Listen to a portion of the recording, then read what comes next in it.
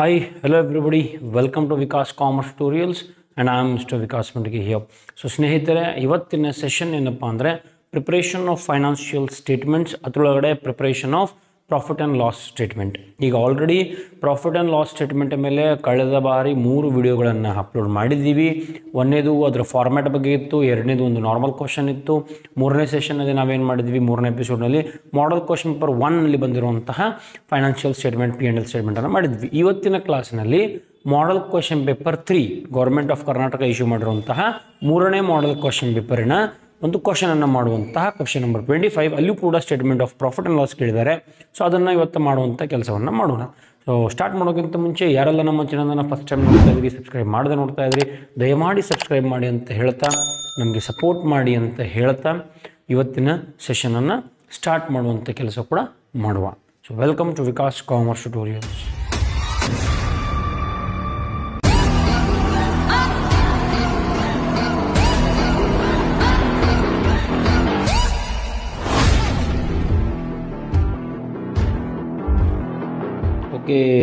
Okay ಸ್ನೇಹಿತರೆ, ನಿಮ್ಮ screen ಮೇಲೆ ಈಗ ಒಂದು ಕ್ವಶನ್ ಕಾಣ್ತಾ ಇದೆ. ಈ ಕ್ವಶನ್ ಯಾವುದಪ್ಪ ಅಂದರೆ ಮಾಡೆಲ್ ಕ್ವಶನ್ ಪೇಪರ್ 3ನಲ್ಲಿ ಬಂದಿರುವಂತಹ ಕ್ವಶನ್ ನಂಬರ್ 25. ಲಾಸ್ಟ್ ಟೈಮ್ ಕೂಡ ಒಂದು ಕ್ವಶನನ್ನು ಮಾಡಿದ್ವಿ ನಾವು. ಇದು ಮಾಡೆಲ್ ಕ್ವಶನ್ ಪೇಪರ್ 1ನಲ್ಲಿ ಬಂದಿರುವಂತಹ ಕ್ವಶನ್ ಆಗಿತ್ತು. ಈಗ ಏನಪ್ಪ ಅಂದರೆ ಇದು ಮಾಡೆಲ್ ಕ್ವಶನ್ ಪೇಪರ್ 3ನಲ್ಲಿ ಬಂದಿರುವಂಥದ್ದು. ಇಲ್ಲಿಯೂ ಕೂಡ ನಮಗೆ ಅವ್ರು ಏನು ಪ್ರಿಪೇರ್ ಮಾಡಂತ ಹೇಳ್ತಾ ಇದ್ದಾರಪ್ಪ ಅಂದರೆ they are asking us to prepare profit and loss statement as per schedule 3 ಪ್ರಕಾರ ನಮಗೆ ಅವ್ರು ಏನು ಮಾಡಂತಿದ್ದಾರೆ, ಪ್ರಾಫಿಟ್ ಆ್ಯಂಡ್ ಲಾಸ್ ಸ್ಟೇಟ್ಮೆಂಟನ್ನು ಪ್ರಿಪೇರ್ ಮಾಡಿರಿ ಅಂತ ಹೇಳ್ತಾ ಇದ್ದಾರೆ. ಕರೆಕ್ಟಾ? ಸೊ ಫಸ್ಟ್ ನಾವೇನು ಮಾಡೋಣಪ್ಪ ಅಂದರೆ ಈ ಕ್ವಶನನ್ನು ಓದುವಂತಹ ಪ್ರಯತ್ನವನ್ನು ಮಾಡುವ. ಮೊದಲನೇದಾಗಿ ಇಲ್ಲಿ ಏನದ, ಲ್ಯಾಂಡ್ ಆ್ಯಂಡ್ ಬಿಲ್ಡಿಂಗ್ಸ್ ಅಂತ ಅದ. ಅದಾದ ನಂತರ ಟ್ರೇಡ್ ರಿಸೀವೇಬಲ್ಸ್ ಅಂತದ, ಟ್ರೇಡ್ ಪೇಯೇಬಲ್ಸ್ ಅದ, ಡಿಬೆಂಚರ್ಸ್ ಅದ, ಸೇಲ್ಸ್ ಅದ, ನೆಟ್ ಪರ್ಚೇಸಸ್ ಅದ, ಸ್ಯಾಲ್ರೀಸ್ ಅದ, ಪ್ರಾವಿಡೆಂಟ್ ಫಂಡ್ ಅದ, plant and machinery, good will. ಅರ್ಥ ಆಯ್ತಾ? ಸೊ 10 ಐಟಮ್ಸ್ಗಳನ್ನು ಅವರು ಇಲ್ಲಿ ನಮ್ಗೆ ಏನು ಮಾಡಿದಾರಪ್ಪ ಅಂದರೆ ಕೊಟ್ಟಿದ್ದಾರೆ. ಕರೆಕ್ಟಾ? ಸೊ ಈಗ ನಾವೇನು ಮಾಡಬೇಕಪ್ಪ ಅಂದರೆ ಇಲ್ಲಿ ಫಸ್ಟ್ ಥಿಂಗ್ ನಾವು ಅರ್ಥ ಮಾಡ್ಕೊಳ್ಬೇಕಾಗಿರೋದು ಏನು ಅಂತಾದರೆ, ಪ್ರಾಫಿಟ್ ಆ್ಯಂಡ್ ಲಾಸ್ ಸ್ಟೇಟ್ಮೆಂಟನ್ನು ಕೇಳಿದಾಗ when ever they are asking profit and loss statement, expenses ಅಥವಾ ಇನ್ಕಮ್ಸ್ಗಳನ್ನು ರೆಕಾರ್ಡ್ ಮಾಡಬೇಕು. ಯಾವುದನ್ನು ತೊಗೊಳ್ಬೇಕು? ಎಕ್ಸ್ಪೆನ್ಸಸ್ ಅಥವಾ ಇನ್ಕಮ್ಸ್ಗಳನ್ನು ನಾವು ತೊಗೊಳ್ಬೇಕಾಗ್ತದೆ. ಬಟ್ ಇಲ್ಲಿ ನಿಮ್ಮ ಟ್ರಯಲ್ ಬ್ಯಾಲೆನ್ಸನ್ನು ನೋಡಿದಾಗ, ಈ 10 ಐಟಮ್ಗಳನ್ನು ನೋಡಿದಾಗ ಅಲ್ಲಿ ಕೆಲವೊಂದು ಅಸೆಟ್ಸ್ ಕೂಡ ಅದ, ಕೆಲವೊಂದು ಲಯಬಿಲಿಟೀಸ್ ಕೂಡ ಅದ. ಸೊ ಹಾಗಾಗಿ ಅಸೆಟ್ಸ್ ಮತ್ತು ಲಯಬಿಲಿಟೀಸ್ಗಳನ್ನು ಎಂಟ್ರಿ ಮಾಡೋದಿಲ್ಲ. ನಾವು ಎಂಟ್ರಿ ಮಾಡಬೇಕಾಗಿರೋದು ಓನ್ಲಿ ಎಕ್ಸ್ಪೆನ್ಸಸ್ ಆ್ಯಂಡ್ ಇನ್ಕಮ್. ಅರ್ಥ ಆಯ್ತಾ? ಎಕ್ಸ್ಪೆನ್ಸ್ ಮತ್ತು ಇನ್ಕಮ್ಗಳನ್ನು ಮಾತ್ರ ಎಂಟ್ರಿ ಮಾಡಬೇಕು, ಅಸೆಟ್ಸ್ ಮತ್ತು ಲಯಬಿಲಿಟೀಸ್ಗಳನ್ನು ಎಂಟ್ರಿ ಮಾಡೋದಿಲ್ಲ. ಅರ್ಥ ಆಯ್ತಾ? ಈಗ ಮೊದಲನೇದಾಗಿ ಇಲ್ಲಿ ಯಾವುದಪ್ಪ ಅಂದರೆ ಲ್ಯಾಂಡ್ ಆ್ಯಂಡ್ ಬಿಲ್ಡಿಂಗ್ಸ್ ಇದೆ. ಲ್ಯಾಂಡ್ ಆ್ಯಂಡ್ ಬಿಲ್ಡಿಂಗ್ಸ್ ಅನ್ನೋದು ಅಸೆಟ್ ಆಗ್ತದೆ, ಹಾಗಾಗಿ ಅದನ್ನು ಎಂಟ್ರಿ ಮಾಡೋಂಗಿಲ್ಲ. ಹಾಗಾದರೆ ಅಸೆಟ್ಸ್ ಮತ್ತು ಲಯಬಿಲಿಟೀಸ್ ಎಲ್ಲಿ ಹೋಗ್ತದೆ ರೀ ಸರ? ಅಸೆಟ್ಸ್ ಮತ್ತು ಲಯಬಿಲಿಟೀಸ್ ನಿಮ್ಮ ಬ್ಯಾಲೆನ್ಸ್ ಶೀಟ್ಗೆ ಹೋಗ್ತದೆ, ಹಾಗಾಗಿ ಅದನ್ನು ಎಂಟ್ರಿ ಮಾಡೋದಿಲ್ಲ. ಅದಾದ ನಂತರ ಟ್ರೇಡ್ ರಿಸೀವೇಬಲ್ಸ್ ಅದ, ಅದು ಕೂಡ ಅಸೆಟ್ ಅದ, ಅದು ಎಂಟ್ರಿ ಆಗೋದಿಲ್ಲ. ಅದಾದ ನಂತರ ಟ್ರೇಡ್ ಪೇಯೇಬಲ್ಸ್ ಅದ, that is also an liability. Trade ಪೇಯೇಬಲ್ಸ್ is liability, so ಅದು ಎಂಟ್ರಿ ಮಾಡೋದಿಲ್ಲ. ಅದಾದ ನಂತರ ಇಲ್ಲಿ ನೆಕ್ಸ್ಟ್ ಕಾಣಿಸ್ತಾ ಇರೋದು ನಿಮಗೆ ಡಿಬೆಂಚರ್ಸ್ ಕೂಡ ಎಂಟ್ರಿ ಮಾಡೋಂಗಿಲ್ಲ. ಬಿಕಾಸ್ ಡಿಬೆಂಚರ್ಸ್ ಅಂದರೆ ಏನು? What do you mean by debentures ಅಂದರೆ ಸಾಲ. ಡಿಬೆಂಚರ್ಸ್ ಅಂದರೆ ಏನು? ಅದು ಸಾಲ ಅಂತ ಕರಿತೀವಿ. ಸೊ ಸಾಲ ಅಂದಾಗ ಅದು ಲಯಬಿಲಿಟಿ ಆಗ್ತದೆ, ಜವಾಬ್ದಾರಿ ಆಗ್ತದೆ, ಹೊಣೆಗಾರಿಕೆ ಆಗ್ತದೆ. ಹಾಗಾಗಿ ಅದನ್ನು ಕೂಡ ನಾವಿಲ್ಲಿ ತೊಗೊಳ್ಳೋದಿಲ್ಲ, ಅದು ಕೂಡ ಲಯಬಿಲಿಟಿಗೆ ತೊಗೊಂಡು ಹೋಗ್ತೀವಿ. ಆದರೆ ಲಯಬಿಲಿಟಿ ಇದು ನಮ್ಮ ಡಿಬೆಂಚರ್ಸ್ ಬಗ್ಗೆ ಒಂದು ಇಂಪಾರ್ಟೆಂಟ್ ಇಲ್ಲಿ ಮಾಹಿತಿ ಅದ. ಏನಪ್ಪ ಅಂದರೆ 10%. ಅದರ ಬಗ್ಗೆ ನಾನು ಆಮೇಲೆ ಚರ್ಚೆ ಮಾಡ್ತೀನಿ ಇದೇ ವಿಡಿಯೋದಲ್ಲಿ. ಓಕೆ, ನೆಕ್ಸ್ಟ್ ಐಟಮ್ ಯಾವುದಪ್ಪ ಅಂದರೆ ಇಲ್ಲಿ ಸೇಲ್ಸನ್ನು ಕೊಟ್ಟಿದ್ದಾರೆ ಅವರು. ಸೇಲ್ಸನ್ನು ತೊಗೊಳ್ಬೇಕು, ಅದು ಇನ್ಕಮ್ ಆಗ್ತದೆ, ರೆವೆನ್ಯೂ ಫ್ರಮ್ ಆಪರೇಷನ್ಸ್ ಅಂತ ಕರಿತೀವಿ. ಅದಾದ ನಂತರ ನೆಟ್ ಪರ್ಚೇಸಸ್ ಅದ, ನೆಟ್ ಪರ್ಚೇಸಸ್ ಕೂಡ ತೊಗೊಳ್ತೀವಿ, ಅದು ಎಕ್ಸ್ಪೆನ್ಸಸ್ ಆಗ್ತದೆ. Sales opposite word purchases. Sales ಅನ್ನೋದು ಇನ್ಕಮ್, ಅದು ರೆವೆನ್ಯೂ ಫ್ರಮ್ ಆಪರೇಷನ್ಸ್. ಈಗ ಆಲ್ರೆಡಿ ನಾವು ಫಾರ್ಮ್ಯಾಟನ್ನು ಮಾಡಿದ್ದೀವಿ, ಎಪಿಸೋಡ್ 1, 2, 3 ಮಾಡಿದ್ದೀವಿ. ಆ ಎಪಿಸೋಡ್ಗಳನ್ನು ನೋಡದೆ ನೀವು ಇದನ್ನು ನೋಡ್ತಾ ಇದ್ದರೆ ನಿಮಗೆ ಲಿಂಕ್ ಡಿಸ್ಕ್ರಿಪ್ಷನ್ನಲ್ಲಿ ಸಿಗ್ತದೆ. ಸೊ ಅದನ್ನು ನೋಡ್ಬೋದು, ಅದನ್ನು ನೋಡಿಕೊಂಡು ನೀವು 4ನೇ ಎಪಿಸೋಡನ್ನು ನೋಡ್ರಿ ಅಂತ ಹೇಳ್ತಾ, ನೆಟ್ ಪರ್ಚೇಸಸ್ ಅದು ಕೂಡ expense, purchase of stock in ಟ್ರೇಡ್ನಲ್ಲಿ ಹೋಗ್ತದೆ. ಆಮೇಲೆ ಸ್ಯಾಲರೀಸ್, ವೇಜಸ್ ಅಂತ ಬರೆದಿದ್ದಾರೆ ಇಲ್ಲಿ, ವೇಜಸ್ ಆ್ಯಂಡ್ ಸ್ಯಾಲರೀಸ್ ಅನ್ನೋದು ಎಕ್ಸ್ಪೆನ್ಸಸ್. ಸ್ಯಾಲ್ರಿ ಅಂದರೆ ಯಾರಿಗೊಬ್ಬರಿಗೆ ಕೊಡ್ತಾ ಇದ್ದೀವಿ, ಖರ್ಚು ಆಗ್ತಾ ಇದೆ, ಎಂಪ್ಲಾಯಿಗೆ ಕೊಡ್ತಾ ಇದ್ದೀವಿ, ಹಾಗಾಗಿ ಅದು ಎಕ್ಸ್ಪೆನ್ಸ್ ಒಳಗಡೆ ಯಾವುದೇ ಐಟಮನ್ನು ಡೈರೆಕ್ಟ್ ಬರಲಿಕ್ಕೆ ಸಾಧ್ಯ ಇಲ್ಲ. ಪರ್ಚೇಸನ್ನು ಡೈರೆಕ್ಟ್ ಬರೀಬೋದು, ಅದೊಂದು ಹೆಡ್ಡಿಂಗ್ ಅದ. ಬಟ್ ಈ ಸ್ಯಾಲ್ರೀಸನ್ನು ಮತ್ತು ಪ್ರಾವಿಡೆಂಟ್ ಫಂಡನ್ನು ಡೈರೆಕ್ಟ್ ಬರಲಿಕ್ಕೆ ಅವಕಾಶ ಇಲ್ಲ. ಪ್ರಾವಿಡೆಂಟ್ ಫಂಡ್ ಮತ್ತು ಸ್ಯಾಲ್ರೀಸ್ ಇವೆರಡೂ ಐಟಮ್ ನಾವು ಯಾರಿಗೆ ಕೊಡ್ತೀವಪ್ಪ ಅಂದ್ರೆ ಯಾರಿಗೆ ಕೊಡ್ತೀವಿ? ಎಂಪ್ಲಾಯಿಗಳಿಗೆ ಕೊಡ್ತೀವಿ. ಯಾರಿಗೆ? ಇಟ್ ಈಸ್ ಗಿವನ್ ಟು ಎಂಪ್ಲಾಯೀಸ್ಗೆ ಕೊಟ್ಟಾಗ ಅದಕ್ಕೆ ನಾವು ಏನಂತ ಹೆಡ್ಡಿಂಗ್ ಹಾಕ್ತೀವಪ್ಪ ಅಂದರೆ ಎಂಪ್ಲಾಯಿ ಬೆನಿಫಿಟ್ ಎಕ್ಸ್ಪೆನ್ಸಸ್ ಅಂತ ಹಾಕ್ತೀವಿ. ಸೊ ಎಂಪ್ಲಾಯಿ ಸಂಬಂಧಪಟ್ಟಂಥ ಖರ್ಚುಗಳಿಗೆ ಎಂಪ್ಲಾಯಿ ಬೆನಿಫಿಟ್ ಎಕ್ಸ್ಪೆನ್ಸ್. ಹಾಗಾಗಿ ಇವೆರಡೂ ಏನಾಗ್ತಾವಪ್ಪ ಅಂದರೆ ವೇಜಸ್ ಮತ್ತು ಕಾಂಟ್ರಿಬ್ಯೂಷನ್ ಟು ಪ್ರಾವಿಡೆಂಟ್ ಫಂಡ್ ಇವೆರಡೂ ಏನಾಗ್ತಾವಪ್ಪ ಅಂದರೆ ಎಂಪ್ಲಾಯಿ ಬೆನಿಫಿಟ್ ಎಕ್ಸ್ಪೆನ್ಸ್ ಒಳಗಡೆ ಹೋಗ್ತದೆ. ಸೊ ನೋಟ್ ನಂಬರ್ 1 ಪ್ರಿಪೇರ್ ಮಾಡಬೇಕು. ಅದಾದ ನಂತರ ನೆಕ್ಸ್ಟ್ ಪ್ಲಾಂಟ್ ಆ್ಯಂಡ್ ಮಷಿನರಿ, ಇದು ಕೂಡ ನಿಮ್ಗೆ ಏನಾಗ್ತದಪ್ಪ ಅಂದರೆ ಅಸೆಟ್ಸ್ ಅದ, ಹಾಗಾಗಿ ಅದನ್ನು ಎಂಟ್ರಿ ಮಾಡೋದಿಲ್ಲ. ಅದಾದ ನಂತರ ಗುಡ್ವಿಲ್ ಕೂಡ ಅಸೆಟ್ ಆಗ್ತದೆ, ಹಾಗಾಗಿ ಅದನ್ನು ಕೂಡ ಎಂಟ್ರಿ ಮಾಡೋದಿಲ್ಲ. ಇವೆರಡು ಅಸೆಟ್ಸ್ ಅದ. ಇನ್ನು ನೆಕ್ಸ್ಟ್ ನಾವು ವಾಪಸ್ ನಮ್ಮ ಅಡ್ಜಸ್ಟ್ಮೆಂಟ್ಸ್ಗೆ ಬರುವ. ಅಡ್ಜಸ್ಟ್ಮೆಂಟ್ನಲ್ಲಿ ಕೂಡ ನಿಮಗೆ ಒಂದು ಕ್ವಶನ್ ಕಾಣ್ತಾ ಇದೆ. ಏನಪ್ಪ ಅಂದರೆ ಇನ್ಕಮ್ ಟ್ಯಾಕ್ಸ್ ಅಂತ ಹೇಳ್ತಾ ಇದ್ದಾರೆ ಅವರು. ಈಗ ಟ್ಯಾಕ್ಸ್ ನಾವು ಯೂಶ್ವಲಿ ಎಲ್ಲ ಪ್ರಾಬ್ಲಮ್ದಾಗ ಹೆಂಗಿರ್ತಿತ್ತು, ಟ್ಯಾಕ್ಸ್ 30% ಅಂತ ಕೊಡ್ತಾಯಿದ್ರು. ಬಟ್ ಈ 30% ಅಂತ ಕೊಟ್ಟಿಲ್ಲ, ಅವರು ಡೈರೆಕ್ಟ್ಲಿ ಅಮೌಂಟನ್ನು ಕೊಟ್ಟಿದ್ದಾರೆ 1,09,800. ಇದನ್ನು ಕೂಡ ನಾವು ಆಮೇಲೆ ಮೈನಸ್ ಮಾಡಬೇಕು, ಅದನ್ನು ನೋಡುವ. ಅದಾದ ನಂತರ depreciation on plant and machinery at 10%. First ನೀವು ಇದನ್ನಷ್ಟು ಓದ್ರಿ. ಡೆಪ್ರಿಷನ್ ಇಲ್ಲಿ ಅಡ್ಜಸ್ಟ್ಮೆಂಟ್ ಬಿ ಒಳಗಡೆ ಮತ್ತೆ 2 ಅಡ್ಜಸ್ಟ್ಮೆಂಟ್ ಅದಾವೆ. ಒಂದು ಪ್ಲಾಂಟ್ ಆ್ಯಂಡ್ ಮಷಿನರಿ ಮೇಲೆ ಡೆಪ್ರಿಷನ್ ಮಾಡಿರಿ ಅಂತ ಹೇಳ್ತಾ ಇದ್ದಾರೆ. ಎಷ್ಟು ಪರ್ಸೆಂಟೇಜ್? 10%. ಪ್ಲಾಂಟ್ ಆ್ಯಂಡ್ ಮಷಿನರಿನ ತಗೊಳ್ಳೋದಿಲ್ಲ, ಆದರೆ ಅದ್ರ ಮೇಲೆ ಇರುವಂತಹ ಡೆಪ್ರಿಸಿಯೇಷನನ್ನು ತಗೊಳ್ಬೇಕಾಗ್ತದೆ ಸ್ನೇಹಿತರೆ. ಸೊ 10% ಡೆಪ್ರಿಷನ್, ಅದು ನೋಟ್ಸನ್ನು ಮಾಡ್ಕೊಳ್ಬೇಕು. ಡೆಪ್ರಿಷಿಯೇಷನ್ ಅನ್ನೋದು ಲಾಸ್. ಡೆಪ್ರಿಸಿಯೇಷನ್ ಅನ್ನೋದೇನು? Depreciation is always a loss, it is always a expense. ಕರೆಕ್ಟಾ? ಅದಾದ ನಂತರ ಅಮಾರ್ಟೈಸೇಷನ್ ಆಫ್ ಗುಡ್ವಿಲ್ ಅಂತ ಕರಿತೀವಿ. ಅಮಾರ್ಟೈಸೇಷನ್ ಆಫ್ ಗುಡ್ವಿಲ್ ಕೂಡ ಎಕ್ಸ್ಪೆನ್ಸ್ ಆಗ್ತದೆ, ಅದು ಕೂಡ ಲಾಸ್ ಆಗ್ತದೆ. ಅದನ್ನು ಕೂಡ ನಾವೇನು ಮಾಡಬೇಕು? ಎಕ್ಸ್ಪೆನ್ಸ್ ಒಳಗಡೆ ತೊಗೊಳ್ಬೇಕು. ಬಟ್ ಸಮಸ್ಯೆ ಏನಂದರೆ ಎಕ್ಸ್ಪೆನ್ಸ್ ಒಳಗಡೆ ಯಾವುದನ್ನು ಕೂಡ ನಾವು ಡೈರೆಕ್ಟಾಗಿ ತೊಗೊಳ್ಳೋದಿಲ್ಲ. ಏನು ಮಾಡಬೇಕು? ಮತ್ತೆ ಒಂದು ನೋಟನ್ನು ಮಾಡಬೇಕು. ಯಾವ ನೋಟ್ ಮಾಡಬೇಕಪ್ಪ ಅಂದರೆ ಡೆಪ್ರಿಸಿಯೇಷನ್ ಆ್ಯಂಡ್ ಅಮಾರ್ಟೈಸೇಷನ್ ಎಕ್ಸ್ಪೆನ್ಸಸ್ ಅಂತ ಕರಿತೀವಿ. ಡೆಪ್ರಿಸಿಯೇಷನ್ ಆ್ಯಂಡ್ ಅಮಾರ್ಟೈಸೇಷನ್ ಎಕ್ಸ್ಪೆನ್ಸ್ ಅಂತೇಳಿ 2ನೇ ನೋಟನ್ನು ನಾವು ಮಾಡಬೇಕು. ಸೊ ಒಟ್ಟು ನಾವಿಲ್ಲಿ ಮಾಡಬೇಕಾಗಿರೋದು ನೋಟ್ಸ್ ಎಷ್ಟಪ್ಪ ಅಂದರೆ 2 ನೋಟ್ಸ್, 2 ನೋಟ್ಸ್ಗಳನ್ನು ನಾವಿಲ್ಲಿ ಮಾಡತಕ್ಕದ್ದು. ಸೊ ಹಾಗಾಗಿ ಇವತ್ತಿನ ಪ್ರಶ್ನೆಯನ್ನು ನಾವು ಸಾಲ್ವ್ ಮಾಡುವಂಥ ಕೆಲಸವನ್ನು ಈಗ ಸ್ಟಾರ್ಟ್ ಮಾಡೋಣ. ಸೊ ಬನ್ನಿ ನಾವು ಸ್ಟಾರ್ಟ್ ಮಾಡಿಬಿಡೋಣ. ಓಕೆ ವಿದ್ಯಾರ್ಥಿಗಳೇ, ಈಗ ಆಲ್ರೆಡಿ ಕ್ವಶನ್ ನೋಡಾಯಿತು. ಸೊ ಮೊದಲಿಗೆ ನಾವೇನು ಮಾಡಬೇಕಪ್ಪ ಅಂದರೆ ನೋಟ್ಸನ್ನು ಮಾಡುವಂತಹ ಪ್ರಯತ್ನವನ್ನು ಮಾಡಬೇಕು. ಈ ಕ್ವಶನ್ ನಿಮಗೇನು ಕಾಣ್ತಾ ಇದೆ, ಇದರಲ್ಲಿ ಯಾವ್ಯಾವ ನೋಟ್ಸ್ ಬರ್ತಾವೆ ಅಂತ ಆಲ್ರೆಡಿ ಚರ್ಚೆ ಮಾಡಿದ್ದೀವಿ. 2 ನೋಟ್ಸನ್ನು ಮಾಡಬೇಕು. ಒಂದು ಸ್ಯಾಲ್ರೀಸ್ ಮತ್ತು ಈ ಪ್ರಾವಿಡೆಂಟ್ ಫಂಡ್ ಬಗ್ಗೆ, ಮತ್ತೊಂದು ಈ depreciation on plant and machinery ಮತ್ತು ಅಮಾರ್ಟೈಸೇಷನ್ ಆಫ್ ಗುಡ್ವಿಲ್ ಬಗ್ಗೆ. ಸೊ ಹಾಗಾಗಿ ನಾವೇನು ಮಾಡೋಣಪ್ಪ ಅಂದರೆ ಇಲ್ಲಿ ನೋಟ್ಸನ್ನು ಮಾಡಬೇಕು. ನೋಟ್ ನಂಬರ್ 1 ಅಂತ ಕರಿತೀವಿ. ನೋಟ್ ನಂಬರ್ 1, ಎಂಪ್ಲಾಯೀಸ್ಗೆ ನಾವೇನು ಕೊಡ್ತಾ ಇದ್ದೀವಿ? ಸ್ಯಾಲ್ರೀಸ್ ಮತ್ತು ವೇಜಸ್. ಹಾಗಾಗಿ ಫಸ್ಟ್ ನೋಟ್ ಯಾವುದಪ್ಪ ಅಂದರೆ ಎಂಪ್ಲಾಯಿ ಬೆನಿಫಿಟ್ ಎಕ್ಸ್ಪೆನ್ಸಸ್ ಅಂತ ಕರಿತೀವಿ. ಸೊ ಎಂಪ್ಲಾಯಿ ಬೆನಿಫಿಟ್ ಎಕ್ಸ್ಪೆನ್ಸಸನ್ನು ನಾವು ಮೊದಲು ಮಾಡಬೇಕು. ಎಂಪ್ಲಾಯಿ ಬೆನಿಫಿಟ್ ಎಕ್ಸ್ಪೆನ್ಸ್ ಒಳಗಡೆ ನಮ್ಮ ಕ್ವಶನ್ ಪ್ರಕಾರ ಯಾವ್ಯಾವ ಬರ್ತದಪ್ಪ ಅಂದರೆ ಇಲ್ಲಿ ಬರುವಂತಹ wages and salaries. So number 1 wages and salaries ಅಂತ ಕರಿತೀವಿ. ವೇಜಸ್ ಆ್ಯಂಡ್ ಸ್ಯಾಲರೀಸ್ ಎಷ್ಟು ಬರ್ತದೆ ನೋಡೋಣ. ವೇಜಸ್ ಆ್ಯಂಡ್ ಸ್ಯಾಲರೀಸ್ ಎಷ್ಟು ಬರ್ತದೆ? 50,000 rupees. So 50,000 rupees. ಈಗ ಆಲ್ರೆಡಿ ಇದ್ರ ಬಗ್ಗೆ ನಾವು ಸಾಕಷ್ಟು ವಿಡಿಯೋಗಳನ್ನು ಮಾಡಿದ್ದೀವಿ. ಇದು ಮಾಡಲ್ ಕ್ವಶನ್ ಪೇಪರನ್ನು ಬಿಡಿಸ್ತಾ ಇದ್ದೀವಿ. ಇನ್ನು 8ನೇ ಪಾಯಿಂಟ್ ಅದ ನೋಡಿರಿ, ಕಾಂಟ್ರಿಬ್ಯೂಷನ್ ಟು ಪ್ರಾವಿಡೆಂಟ್ ಫಂಡ್. ಈ ಪ್ರಾವಿಡೆಂಟ್ ಫಂಡ್ ಕೂಡ ನಾವು ಯಾರು ಕೊಡ್ತೀವಿ ಅಂದರೆ ಎಂಪ್ಲಾಯೀಸ್ಗೆ ಕೊಡ್ತೀವಿ. ಹಾಗಾಗಿ ಇಲ್ಲಿ ಕಾಂಟ್ರಿಬ್ಯೂಷನ್ ಟು ಪ್ರಾವಿಡೆಂಟ್ ಫಂಡ್ ಅಂತ ಬರಿಬೇಕು. ಕಾಂಟ್ರಿಬ್ಯೂಷನ್ ಟು ಪ್ರಾವಿಡೆಂಟ್ ಫಂಡ್ ಎಷ್ಟದಪ್ಪ ಅಂದರೆ 10,000. ಸೊ ಎರಡೂ ಕೂಡಿಸಿದಾಗ 60,000. ಈ ರೀತಿ ಒಂದು ನೋಟನ್ನು ಮಾಡ್ಕೊಳ್ಬೇಕು. ಇವೆರಡು ಎಂಪ್ಲಾಯಿಗೆ ಸಂಬಂಧಪಟ್ಟ ಖರ್ಚು. ಹಾಗಾಗಿ ನೋಟ್ ನಂಬರ್ 1. ಇನ್ನು 2ನೇದು ಯಾವುದಪ್ಪ ಅಂದರೆ ನೋಟ್ ನಂಬರ್ 2, ಡೆಪ್ರಿಸಿಯೇಷನ್ ಬಗ್ಗೆ ಮಾಡಬೇಕು. ಆಲ್ರೆಡಿ ಕ್ವಶನಲ್ಲಿ ಚರ್ಚೆ ಮಾಡಿರೋ ಹಾಗೆ depreciation and amortization expenses. Depreciation and amortization expenses ಅಂತೇಳಿ ಒಂದು ನೋಟನ್ನು ಮಾಡಬೇಕಾಗ್ತದೆ ಸ್ನೇಹಿತರೆ. ಸೊ ಮೊದಲಿಗೆ ಡೆಪ್ರಿಸಿಯೇಷನ್ ಯಾವುದದ ಇಲ್ಲಿ ಅಡ್ಜಸ್ಟ್ಮೆಂಟ್ಸ್ ಒಳಗಡೆ ಬಿ ಸಿಗ್ತದೆ ನಿಮಗೆ, depreciation on plant and machinery. So ನಾವು ಕೂಡ ಅದೇ ರೀತಿ ಬರೆಯುವ, depreciation on plant and machinery. Okay, ಎಷ್ಟು ಪರ್ಸೆಂಟೇಜ್ ಡೆಪ್ರಿಸಿಯೇಷನನ್ನು ಹೇಳ್ತಾ ಇದ್ದಾರೆ ಅವರು? ಇಲ್ಲದ ನಿಮ್ಮ ಕ್ವಶನಲ್ಲಿ ಪ್ಲಾಂಟ್ ಆ್ಯಂಡ್ ಮಷಿನರಿ ಮೇಲೆ ಅವ್ರು ಹೇಳ್ತಾ ಇರೋ ಡೆಪ್ರಿಸಿಯೇಷನ್ ಎಷ್ಟು? 10%. Plant and machinery amount 2 lakh, depreciation 10%. So ನಾವೇನು ಮಾಡಬೇಕಿಲ್ಲಿ 2 lakh rupees into 10 divided by 100. So ಎಷ್ಟು ಬರ್ತದೆ? 2 lakh ಮೇಲೆ 10% ಅಂದಾಗ 20,000 rupees ಬರ್ತದೆ. ಅದಾದ ನಂತರ ಎರಡನೇದು ಇಲ್ಲೇ ಅಡ್ಜಸ್ಟ್ಮೆಂಟ್ ಒಳಗಡೆ ಅದ ಯಾವುದು? Amortisation of good will buy 24,000. So ಹಾಗಾಗಿ ನೀವು ಇಲ್ಲಿ ಏನು ಬರೀಬೇಕು? Amortisation of goodwill. Amortization of goodwill, how much?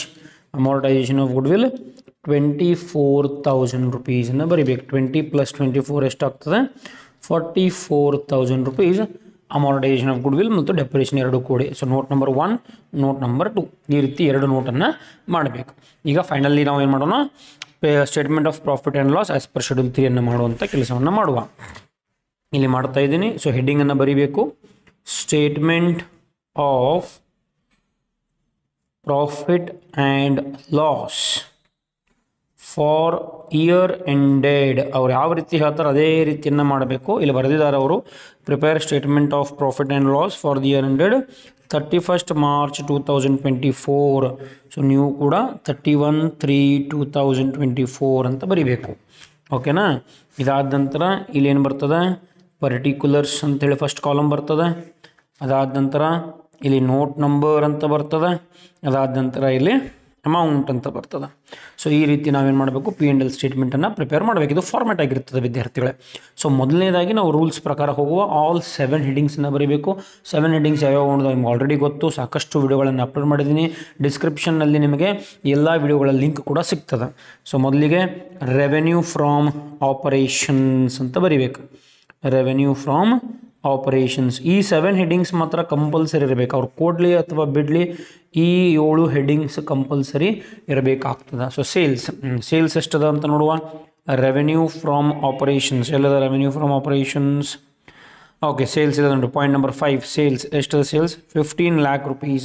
So ನಾವು ಕೂಡ ಇಲ್ಲಿ ಏನು ಮಾಡಬೇಕು? 15 lakh ತಗೊಳ್ಬೇಕಾಗ್ತದೆ. ಸೊ 15 lakh ತಗೊಂಡ ನಂತರ ಇನ್ನು ಸೆಕೆಂಡ್ ಹೆಡ್ಡಿಂಗ್ ಯಾವುದಪ್ಪ ಅಂದರೆ, ಸೆಕೆಂಡ್ ಹೆಡ್ಡಿಂಗ್ ಅದರ್ ಇನ್ಕಮ್ ಅಂತ ಬರ್ತದೆ. Other income. Okay, other income ವಿಶೇಷವಾಗಿ ಏನು ಕೊಟ್ಟಿಲ್ಲ, ನಮ್ಮ ಕ್ವಶನಲ್ಲಿ ಕೂಡ ಏನೂ ಇಲ್ಲ, ಹಾಗಾಗಿ ಡ್ಯಾಶ್ ಅಂತ ಮಾಡಿರಿ. ಇನ್ನು ಮೂರನೇ ಹೆಡ್ಡಿಂಗ್ ಯಾವುದಪ್ಪ ಅಂದರೆ ಟೋಟಲ್ ಇನ್ಕಮ್. ಟೋಟಲ್ ಇನ್ಕಮ್ ಎಷ್ಟದ? ಇದೆ ಸೇಮ್ ಟೋಟಲ್ ಮಾಡಬೇಕು. ಎರಡು ಕೂಡಿಸಿದಾಗ we will get again same 15 lakh rupees. Okay, next in heading number 4 ಯಾವುದು? ಎಕ್ಸ್ಪೆನ್ಸಸ್. ಸೊ ಎಕ್ಸ್ಪೆನ್ಸಸ್ ಒಳಗಡೆ ಯಾವ್ಯಾವ ಬರ್ತಾವು ಅಂತ ನೋಡ್ಕೊತ ಹೋಗುವ. ಎಕ್ಸ್ಪೆನ್ಸಸ್ ಒಳಗಡೆ ನಂಬರ್ 1, ಈಗ ನಿಮ್ಮ ಕ್ವಶನ್ ನೋಡ್ಕೊತ ಬರ್ತೀನಿ ಮತ್ತು ವಾಪಸ್. ಲ್ಯಾಂಡ್ ಆ್ಯಂಡ್ ಬಿಲ್ಡಿಂಗ್ಸ್ ಅಸೆಟ್ ಅದ ಬರೋದಿಲ್ಲ. ಟ್ರೇಡ್ ರಿಸೀವೇಬಲ್ಸ್ ಅಸೆಟ್ಸ್ ಅದ ಬರೋದಿಲ್ಲ. ಟ್ರೇಡ್ ಪೇಯಬಲ್ ಲಯಬಿಲಿಟಿ ಅದ ಬರೋದಿಲ್ಲ. 10% ಡಿಬೆಂಚರ್ಸ್ ಇದು ಕೂಡ ಲಯಬಿಲಿಟಿ ಅದ. ಆದರೆ ನಾನು ನಿಮಗೆ ಇದೇ ಹೇಳಿದ್ನಿ, ಕ್ವಶನ್ ಪೇಪರನ್ನು ಡಿಸ್ಕಸ್ ಮಾಡಬೇಕಾದ್ರೆ ನಾವೇನು ಮಾಡೋಣಪ್ಪ ಅಂದರೆ ಇಲ್ಲಿ ಈ 10% ಬಗ್ಗೆ ಚರ್ಚೆ ಮಾಡ್ತೀನಿ ಅಂತ ಹೇಳಿದ್ನಿ. 10% ಡಿಬೆಂಚರ್ಸ್ ಅಂದರೆ ಏನು? ಸಾಲ. 10% ಅಂದರೆ ಇದರ ಅರ್ಥ ಅದರ ಮೇಲೆ ಬಡ್ಡಿ. This 10% is nothing but interest. So ಇಂಟ್ರೆಸ್ಟನ್ನು ನಾವು ಕೊಡಬೇಕು. ಸಾಲದ ಮೇಲೆ ನಾವು ಬಡ್ಡಿಯನ್ನು ತುಂಬ್ತಾ ಇದ್ದೀವಿ ಅಂದರೆ ಅದು ಎಕ್ಸ್ಪೆನ್ಸಸ್ ಆಗ್ತದೆ. ಅವ್ರು ಎಲ್ಲೂ ಕೂಡ ಹೇಳಿಲ್ಲ ನಮಗೆ ಡಿಬೆಂಚರ್ಸ್ ಮೇಲೆ ನೀವು 10% ಇಂಟ್ರೆಸ್ಟ್ ಕೊಡ್ರಿ ಅಂತ ಹೇಳಿಲ್ಲ. ಬಟ್ ಇಟ್ ಈಸ್ ಅಂಡರ್ಸ್ಟುಡ್, ಅದು ಅಪ್ಲೈಡ್ ಮೀನಿಂಗ್. ಈ ರೀತಿ 10% ಡಿಬೆಂಚರ್ಸ್ ಅಂತ ಕೊಟ್ಟಿದಾಗ ಅದರ ಮೇಲೆ ಇಂಟ್ರೆಸ್ಟನ್ನು ತಗೊಳ್ಬೇಕು. 1/4/2023 ಡೇಟನ್ನು ಕೂಡ ಗಮನಿಸಬೇಕು. ಇದು ಎಂಡ್ ಆಗ್ತಾ ಇರೋದು 31/3/2024. 1/4ರಿಂದ 31/3 ಎಷ್ಟು ತಿಂಗಳು ಆಗ್ತದೆ ಅನ್ನೋದು ಲೆಕ್ಕ ಮಾಡಿ ಪರ್ಸೆಂಟೇಜ್ ಮಾಡಬೇಕು. ಇಲ್ಲಿಂದ ಈ ಡೇಟ್ ತನಕ 1/4/2023ರಿಂದ 31 ಮಾರ್ಚ್ 2024 ತನಕ 12 ತಿಂಗಳಾಗ್ತಾಯಿದೆ. ಏನೂ ಸಮಸ್ಯೆ ಇಲ್ಲ. ಸೊ 10% ಡಿಬೆಂಚರ್ಸ್ಗಳನ್ನು ನಾವೇನು ಮಾಡಬೇಕು? ಎಕ್ಸ್ಪೆನ್ಸಸ್ನಲ್ಲಿ ತಗೊಳ್ಬೇಕಾಗ್ತದೆ. ಅರ್ಥ ಆಯ್ತಾ? ಸೊ ಈ 10% ಅನ್ನೋದೇನು ಇಂಟ್ರೆಸ್ಟ್. ಮತ್ತು ನಿಮ್ಗೆ ಹೇಳಿದ್ದೀನಿ ನಾನು, ಎಲ್ಲ ಇಂಟ್ರೆಸ್ಟ್ಗಳು ಫೈನಾನ್ಸ್ ಕಾಸ್ಟ್ನಲ್ಲಿ ಬರ್ತದೆ. ಎಲ್ಲ ಇಂಟ್ರೆಸ್ಟ್ಗಳು ಫೈನಾನ್ಸ್ ಕಾಸ್ಟ್ನಲ್ಲಿ ಬರ್ತದೆ. ಹಾಗಾಗಿ ನಾವಿಲ್ಲೇನು ಬರಿಬೇಕು? ಫೈನಾನ್ಸ್ ಕಾಸ್ಟ್ ಅಂತ ಬರಿಬೇಕು. ಫೈನಾನ್ಸ್ ಕಾಸ್ಟ್ ಆ್ಯಕ್ಚುಲಿ ನೋಟ್ ಮಾಡಬೇಕು, ಬಟ್ ನೋಟ್ ಮಾಡೋ ಅವಶ್ಯಕತೆ ಇಲ್ಲ, ಬಿಕಾಸ್ ಇದು ಒಂದು ಅದ. ಇಲ್ಲಿ ಯಾವಾಗ ಒಂದಕ್ಕಿಂತ ಹೆಚ್ಚಿರ್ತದೆ ಆವಾಗ ನೋಟ್ ಮಾಡಿರಿ. ಸೊ ಹಾಗಾಗಿ ಇಲ್ಲಿ ಬ್ರ್ಯಾಕೆಟ್ನಲ್ಲಿ ಏನು ಬರಿಬೇಕು? ಡಿಬೆಂಚರ್ಸ್. ಬ್ರ್ಯಾಕೆಟ್ನಲ್ಲಿ ಡಿಬೆಂಚರ್ಸ್. ಓಕೆ, ಡಿಬೆಂಚರ್ಸ್ ಅಮೌಂಟ್ ಎಷ್ಟದ? 3 lakh. ಎಷ್ಟು ಪರ್ಸೆಂಟ್ ಇಂಟ್ರೆಸ್ಟ್ ಅದ? 10%. ಅವ್ರು ಹೇಳಿಲ್ಲ, ಬಟ್ ನಾವು ತೊಗೊಳ್ಬೇಕು ಕಂಪಲ್ಸರಿ ಡಿಬೆಂಚರ್ಸ್ನಲ್ಲಿ ಮಾತ್ರ. ಸೊ ಇಲ್ಲಿ ಏನು ಮಾಡಬೇಕಾಗ್ತದೆ? ಈಗ ಇಲ್ಲಿ 3 lakh ಇಂಟು 10% ಎಷ್ಟು ಬರ್ತದೆ? 30,000 rupees ಬರ್ತದೆ. 3 lakh ಮೇಲೆ 10% ಮಾಡಿದಾಗ 30,000 rupees ಬರ್ತದೆ. ಓಕೆನಾ? ಓಕೆ, ನೆಕ್ಸ್ಟ್ ಇನ್ನೆರಡನೇದು ಡಿಬೆಂಚರ್ಸ್ ಆತ. ಡಿಬೆಂಚರ್ಸ್ ಆದ ನಂತರ ಯಾವುದಿದೆ ಇಲ್ಲಿ? ಸೇಲ್ಸ್ ಆಲ್ರೆಡಿ ತೊಗೊಂಡಾಯಿತು. Net purchases. Yes, net purchase ಕೂಡ ಎಕ್ಸ್ಪೆನ್ಸಸ್. ಹಾಗಾಗಿ ಎಕ್ಸ್ಪೆನ್ಸ್ ಹೆಡಿಂಗ್ ಒಳಗಡೆನ ಬರೀಬೇಕು. ನೆಟ್ ಪರ್ಚೇಸ್ ಅಂತ ಬರೆಯಂಗಿಲ್ಲ, purchase of stock in trade ಅಂತ ತೊಗೊಳ್ಬೇಕು ವಿದ್ಯಾರ್ಥಿಗಳೇ. ಎಂತ ತೊಗೊಳ್ಬೇಕು? Purchase of stock in trade. Okay, ಎಷ್ಟದ ನೋಡುವ? Purchase of stock in trade 10 lakh rupees. So ನೀವು ಕೂಡ ಇಲ್ಲಿ 10 lakh ತೊಗೊಳ್ಬೇಕು. ಓಕೆ, ಇನ್ನು ಮೂರನೇ ಹೆಡ್ಡಿಂಗ್ ಯಾವುದದ ನೋಡುವ? ಪರ್ಚೇಸ್ ಆದ ನಂತರ wages and salaries. Okay, salary ಮತ್ತು ವೇಜ್ ನಾವು ಯಾರು ಕೊಡ್ತೀವಿ? ಎಂಪ್ಲಾಯೀಸ್. ಇದ್ರ ಬಗ್ಗೆ ಒಂದು ನೋಟನ್ನು ಮಾಡಿದ್ವಿ, ಕರೆಕ್ಟಾ? ಎಲ್ಲದ ನೋಟ್? ಹಾಂ, ಇಲ್ಲದ ನೋಡ್ರಿ, employee benefit expense, wages and salaries. So ನಾವೇನು ಮಾಡಬೇಕು? ವೇಜಸ್ ಆ್ಯಂಡ್ ಸ್ಯಾಲ್ರೀಸ್ ಅಂತ ತೊಗೊಳ್ಳೋದಿಲ್ಲ, ನಾವು ಎಂಪ್ಲಾಯಿ ಬೆನಿಫಿಟ್ ಎಕ್ಸ್ಪೆನ್ಸ್ ಅಂತನ ಇಲ್ಲಿ ತೊಗೊಳ್ಬೇಕು. Okay, so employee benefit expenses. ಇದಕ್ಕೆ ನಾವು ಕೊಟ್ಟಿರುವಂತಹ note number 1. So note number ಕಾಲಮ್ನಲ್ಲಿ ನೋಟ್ ನಂಬರ್ 1 ಅಂತ ತೊಗೊಳ್ಬೇಕು. ಓಕೆ, ಎಷ್ಟದ ನೋಟ್ ನಂಬರ್ 1 ಅಮೌಂಟ್? ಇಲ್ಲಿ ಸಿಗ್ತದೆ ನಿಮಗೆ. ನೋಟ್ ನಂಬರ್ 1 ಅಮೌಂಟ್ ಎಷ್ಟದ? 60,000. ಹಾಗಾಗಿ ಇಲ್ಲೂ ಕೂಡ 60,000 ತೊಗೊಳ್ಬೇಕು. ಓಕೆ, ಮತ್ತು ವಾಪಸ್ ಕ್ವಶನ್ಗೆ ಬರ್ತೀನಿ. ಯಥಾ ಪ್ರಕಾರ ಕ್ವಶನ್ ನೋಡುವ. ಕಾಂಟ್ರಿಬ್ಯೂಷನ್ ಟು ಪ್ರಾವಿಡೆಂಟ್ ಫಂಡ್, ಅದು ಕೂಡ ನೋಟ್ ನಂಬರ್ 1ನಲ್ಲಿ ಬಂತು. ಪ್ಲಾಂಟ್ ಆ್ಯಂಡ್ ಮಷಿನರಿ ತೊಗೊಳ್ಳೋದಿಲ್ಲ, ಗುಡ್ವಿಲ್ ತೊಗೊಳ್ಳೋದಿಲ್ಲ. ನೆಕ್ಸ್ಟ್ ಏನು ಮಾಡಬೇಕು? ಇನ್ಕಮ್ ಟ್ಯಾಕ್ಸ್ ಆಮೇಲೆ ತೊಗೊಳ್ತೀವಿ, ಡೆಪ್ರಿಸಿಯೇಷನನ್ನು ತೊಗೊಳ್ಬೇಕು. ಇದಕ್ಕೂ ಕೂಡ ಒಂದು ನೋಟನ್ನು ಮಾಡಿದ್ದೀವಿ, depreciation and amortization expense. So ಇಲ್ಲಿ ಪಾಯಿಂಟ್ ನಂಬರ್ 4, ಡೆಪ್ರಿಸಿಯೇಷನ್